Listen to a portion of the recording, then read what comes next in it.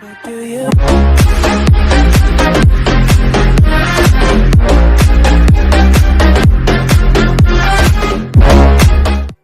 ladies and gentlemen, welcome back, and today I am very excited to bring you guys my review of the LEGO Ninjago movie. Now, if you don't follow me on Instagram, you wouldn't know this, but I did get to see the movie twice opening day. So, me seeing it twice kind of helped me put together a better review so that I can give you guys a decent review, whereas the LEGO Batman movie, I just kind of rambled on about one scene for 20 minutes, and I do want to say that this will be a spoiler review, but don't click away, don't click away. I'm not going to get into spoilers yet. I'll tell you before I get into spoilers.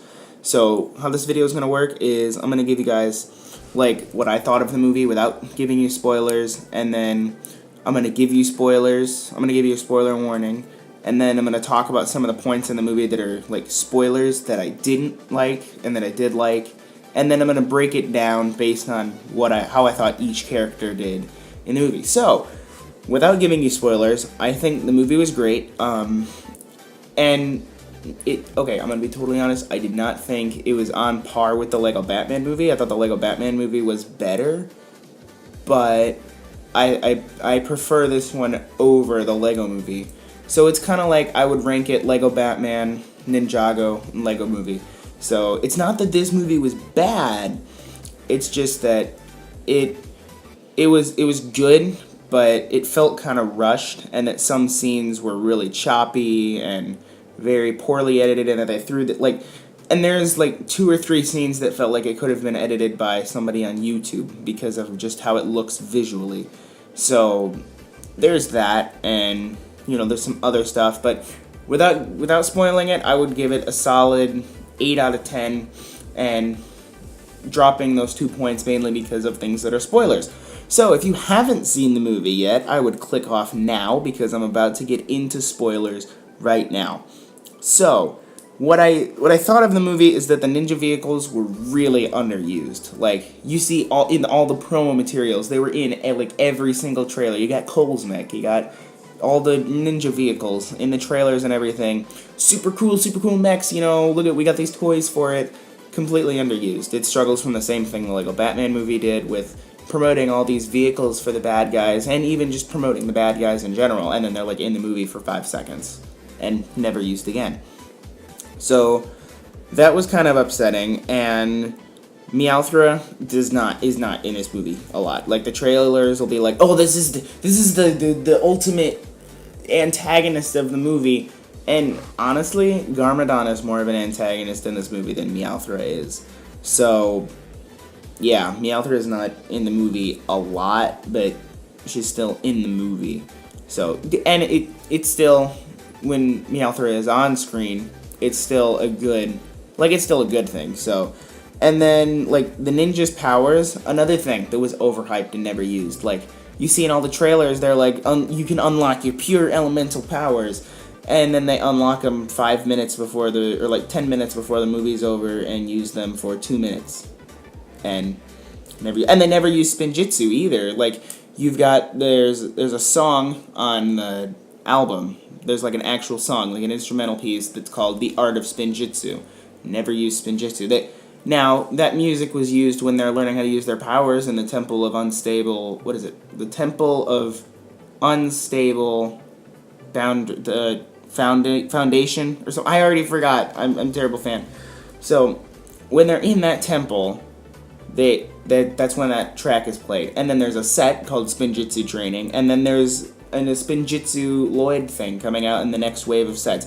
Never used Spinjitzu in the movie, which, I mean, that bothers me because, I mean, the show it's based on is called Ninjago, Masters of Spinjitzu, so you would think that they would add Spinjitzu into the movie. So, and another thing that I didn't like, Lloyd has no powers. Like, the producer and the director of the movie, they were like, so we've got fire, lightning, earth, ice, and water. What are we gonna give Lloyd? And they're like, he can be the green ninja. And they kind of played it off like a joke, like, what is green? He doesn't have power. He doesn't have a physical power. They get into, like, he's a metaphorical thing that, like, binds all the ninjas together. And it's like, no. In the show, he can throw energy bolts and stuff. And here, he's just a binding piece. which I thought was kind of pathetic and a cheap way out of a good. Like, I was excited to see how they were gonna do that in like Lego style. So, and then I feel like I should have talked about this first because it's the first thing in the movie, but I don't like how when the movie starts, you immediately cut to that live action Jackie Chan and the kid, you know. I think, honestly, the movie that had the best intro was the Lego Batman movie because it got real. It was like long and dramatic logos that are really boring. And I was like, yeah, I can relate with that. Whereas this, it was like, am I seeing a Lego movie or is this a live action movie? Like, I actually legitimately thought that they started playing the wrong movie. So I didn't like that. And okay, I'm trying to look at my notes here. And the high school element, I felt like was really there were a lot of things that were really underused from this movie. There were also a lot of things that got cut from the movie. And that was kind of upsetting because there were a lot of good scenes in the movie, and I feel like they could have done more with the high school element thing, but it's just there in the very beginning of the movie. And I felt like they did show too much in the trailers because I felt like I kind of knew what was going to happen.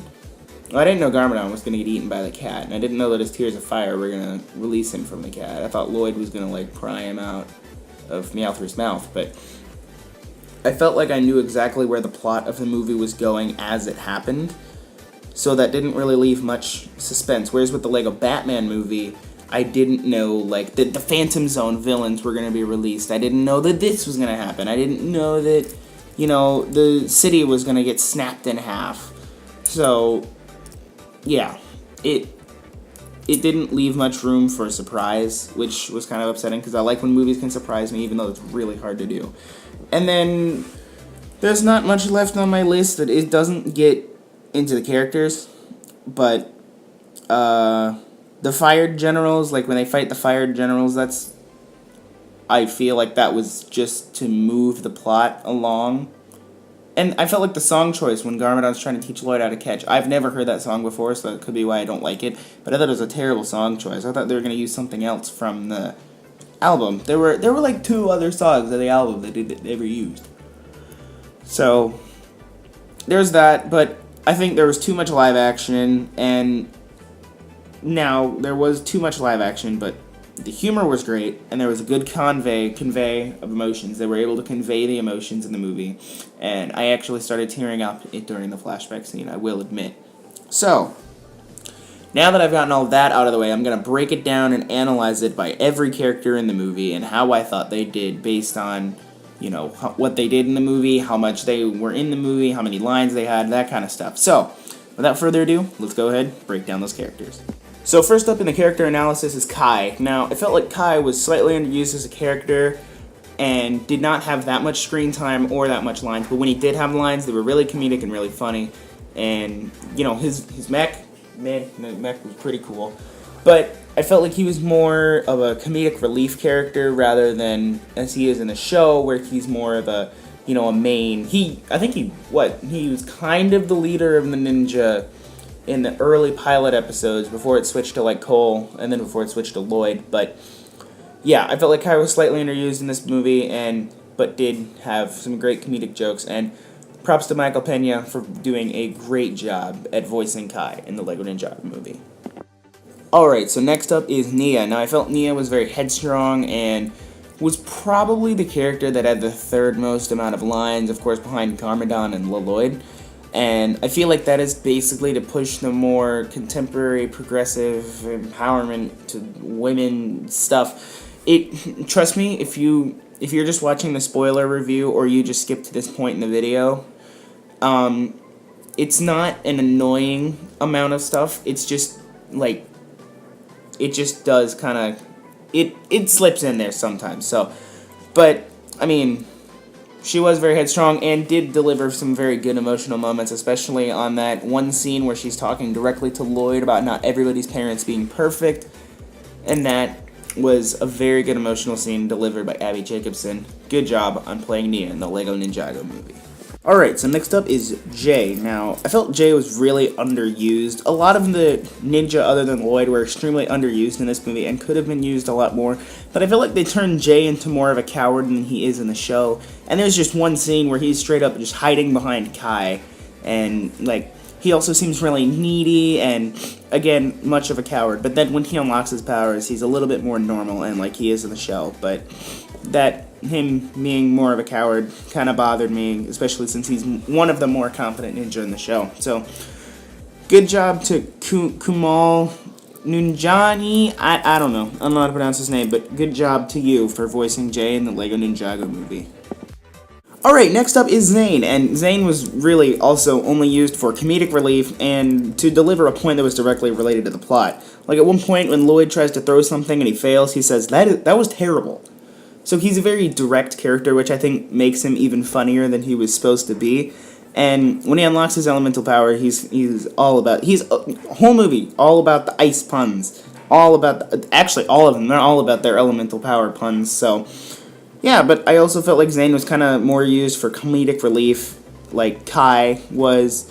And I feel like the core 4 main ninja from the show were used to draw a comedic relief when there's a desperate moment in the plot. So, congratulations to Zach Woods for doing an excellent job playing Zane in the Lego Ninjago movie. You guys know the drill. Next up is Cole. Now, Cole was probably one of my favorite characters in the movie, mainly because of his mech is the coolest mech out of them all, obviously.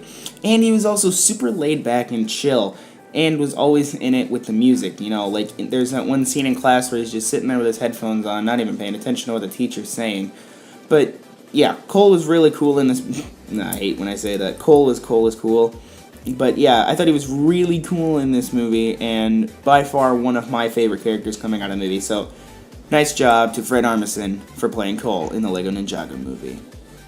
Alright guys, so now I'm going to talk about Lloyd. Now, Lloyd was kind of whiny in the movie, to say the least. He's, not really whiny, but kind of needy. And he did act really childish, like when he took the ultimate weapon to fight Garmadon, but then was able to mature over the course of the movie and then get to like helping the ninja unlock their elemental powers when they're at the Temple of the Unstable Foundation. So, I thought that was cool, but props to Dave Franco for voicing Lloyd in the Lego Ninjago movie. Alright, so, third to last character I have is Master Wu. Now, he was absent for half of the movie, which was kind of annoying considering how much promotional footage he was in.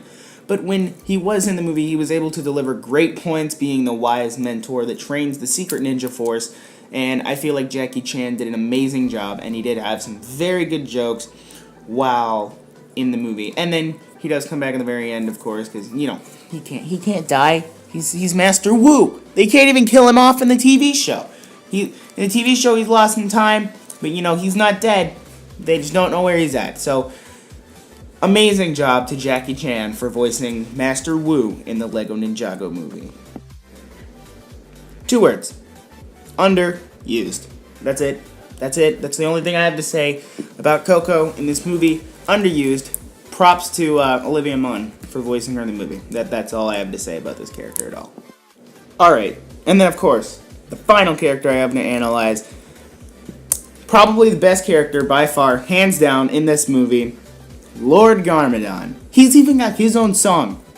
And Lord Garmadon gave a lot, probably a majority of the comedic moments in this movie, because he is just so funny, because Justin Theroux did such a good, I guess you could say he did a thorough job on his character. Please don't judge me, please don't click off the video. But I didn't think Garmadon was a great character in the movie, and did deliver a lot of emotional moments, and a lot of comedic moments when needed. So, huge props to Justin Theroux. You're probably the MVP of this movie. Alright guys, and that is everything I have to say about the Lego Ninjago movie review-wise. Now I might do a podcast later on with Big Rick Machine talking about the movie itself, which will probably be spoilers, but, you know, we couldn't get together this weekend to record. So, I had to make this review, but thank you guys so much for watching this review and following me on my journey of waiting and hyping for the LEGO Ninjago movie. Since we got this image that you're looking at back in February, we have traveled half a year. This movie was awesome, and I rate it a solid 8.5 out of 10 with spoilers and everything. So if you guys enjoyed this video and you want to see more, don't forget to leave a like down below, and you can also subscribe and hit that notification bell when you subscribe. That way be notified every time I upload a brand new video, and trust me, I am not done with the Ninjago movie quite yet. So, I will see you guys next week for a brand new video. Peace!